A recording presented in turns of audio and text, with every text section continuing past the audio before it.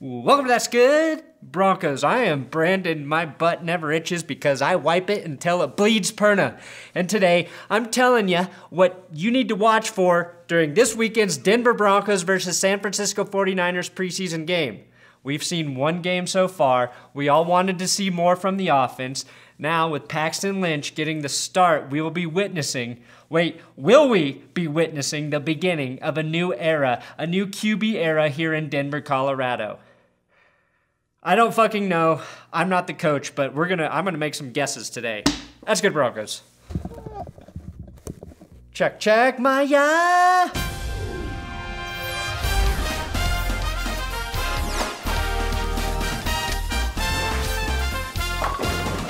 This episode is sponsored by SeatGeek. Oh yeah, they're sponsoring the shit out of this channel. You can download the SeatGeek app with the link in the description. Use my promo code ThatsGood, all one word, to get $20 off of your first order. I use SeatGeek to order Broncos tickets, to order NFL tickets. Well, just Bronco tickets. I would never pay to go to a different NFL game, but you can get concert tickets, comedy tickets, any sort of tickets. And the reason I love the app, besides the fact that it's user-friendly, is that they rank the tickets on a scale of 1 to 100, so I know whether or not I'm getting screwed, and I don't like to be screwed. Here are the things not to watch for Sunday, because these guys aren't fucking playing. But for good reason, they're resting their bodies. We need them to get healthy. Jamal Charles not playing, DeMarcus Walker with his hip issue not playing, Matt Paradis still not playing, and possibly Emmanuel and Cody Latimer as they nurse some injuries. Which brings us to the number 5 guy to watch this weekend, and his name is Kalif Raymond as the punt returner. Last week, I had a semi for Isaiah McKenzie. I told you to watch him in the punt return game. McKenzie only had one opportunity to make a return, and I don't think he got more than 4 or 5 yards. Then Kalif Raymond came in, the second-year player, and had 2 great punt returns. I want to see Raymond back there fielding more punts in the first part of the game against the 49ers starting special teams units.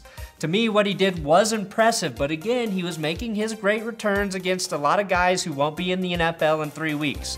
I think it will benefit the Broncos if both Kalif and Isaiah can be return men.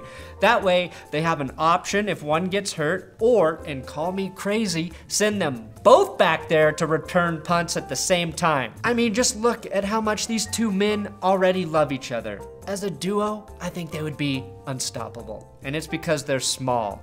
If they do both get cut for some reason, I will invite them over for a tell-all football sleepover. Pizza, soda, and no bedtime here at Casa de Perna. With Emmanuel and Cody Latimer a bit banged up, Kalif has a real chance to prove he should be considered for the slot receiver position.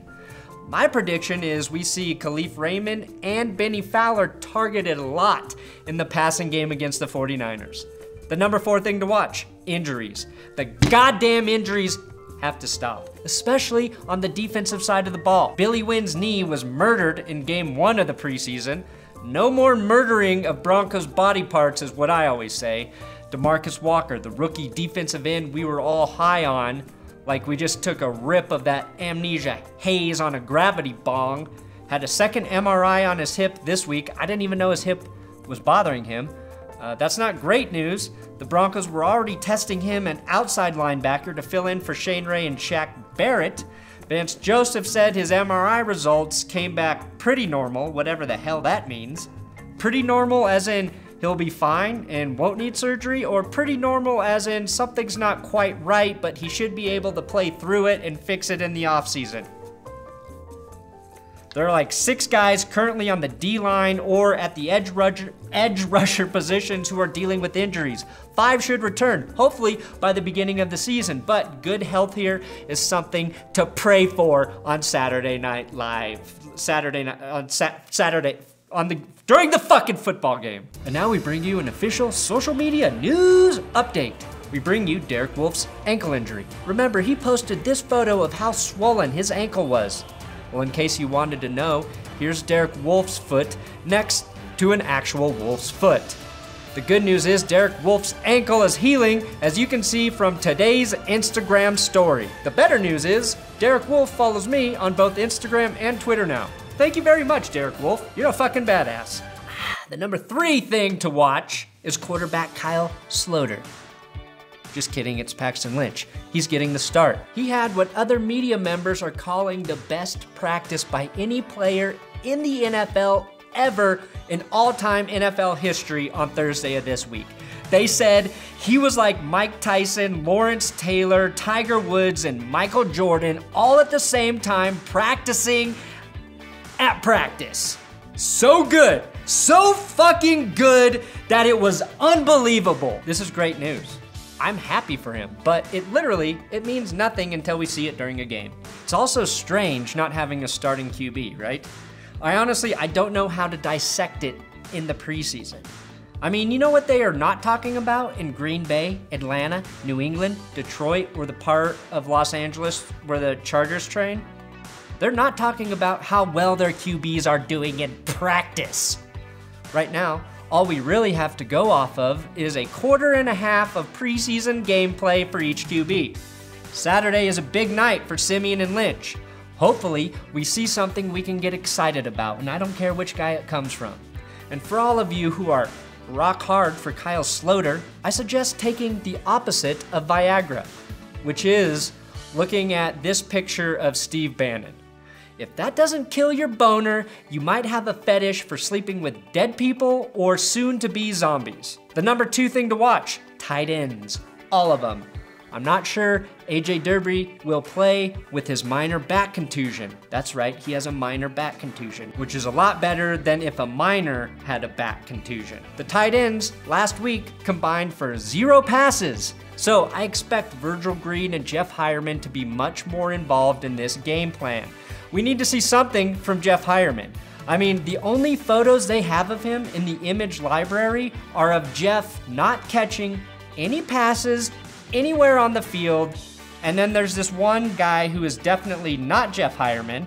Just because he has the same number and plays the same position, it doesn't mean all tight ends look the same. This needs to be rectified.